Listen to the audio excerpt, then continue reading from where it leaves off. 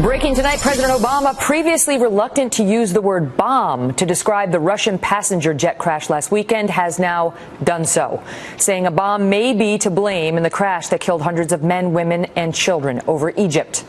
Almost immediately after this jet went down, the Islamic State terror group claimed responsibility, and U.S. intelligence has confirmed that it intercepted communications between ISIS fighters that suggest the Islamic State is behind what may be the worst terror attack since 9/11. In a radio interview with a CBS affiliate in Seattle, President Obama today appearing to entertain the theory, pushed much more forcefully by Britain's Prime Minister, that a bomb was on board this plane. I think there is a possibility that there was a bomb on board, and we're taking that very seriously. Joining us now, Morton Storm, a former Muslim turned CIA double agent who infiltrated the world of radical jihadism. He is co-author of Agent Storm, My Life Inside Al-Qaeda and the CIA. Morton, thanks so much for being back with us tonight. So if this was a bomb, what does it tell us and what can we expect next?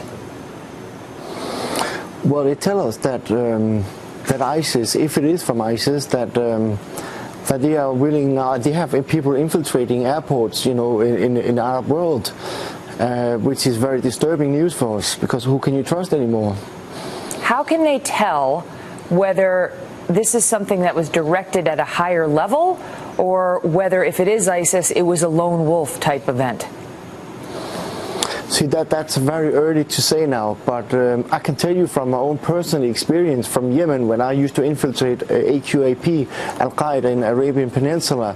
They had their own people working inside the airport in Sana'a, and they actually had people at the checkpoint and the passport control, and they have the people who used to handle the luggage.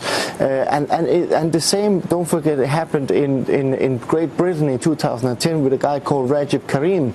He sent encrypted messages to Anwar al-Awlaki. He was working for British Airways in Heathrow Airport, and he told Anwar al-Awlaki in those encrypted messages that he knew a guy who loved him, who worked for the baggage handling, and they were able to do something there, like blow up planes. Does this seem like the work of ISIS to you? Do you think it's sophisticated enough to pull this off? Absolutely. We should never underestimate the power of ISIS and Al-Qaeda. They have proven so many times before that they're capable of doing things.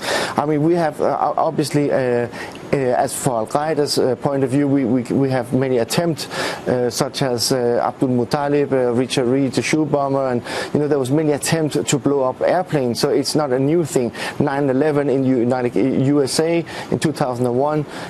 Everything. So do not underestimate these people. They are capable of hitting us anywhere they want. There's been a lot of criticism of the security at this Egyptian airport, and the United States, we like to believe that we have a better system, that our TSA agents have a screening process in place, that when they make us wipe down our hands and so on, they're testing for bomb residue, that's going to stop a bomb from getting on board a U.S. aircraft. Do you believe, notwithstanding what you saw in Yemen, the Yemeni airports are different, we think, from JFK. Do you believe it could happen here? Yes, don't forget, we had an incident in United Kingdom years ago with the New Crusade bombers.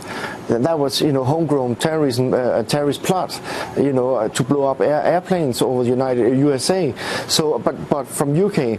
So I'm saying these people can do it, and even though we have strong security in our airports, they are sophisticated enough we have seen that to create bombs that cannot be detected.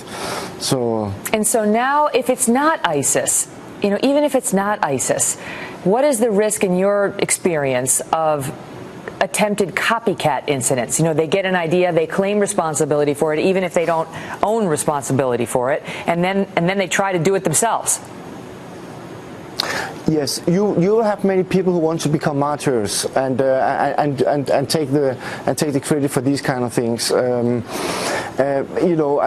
guy who will sacrifice, such as Abdul Muttalib, who came from a very rich family, who willing to sacrifice his own life to become a martyr for this cause. Lone